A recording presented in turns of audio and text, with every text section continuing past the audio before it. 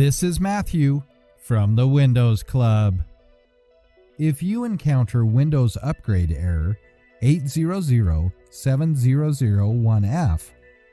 0x3000D on your system, then either read through this article on the website or simply watch this video.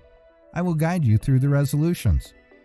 Press the Windows key and the R button together to open the Run window.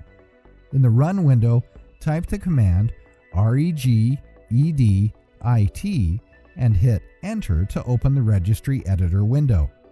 In the Registry Editor window, go to the following path: HKLM, Software, Microsoft, Windows NT, Current Version, Profile List. The subkeys to the Profile List key are profiles on your system. You can right-click and select Delete for the invalid ones. Then reboot your system.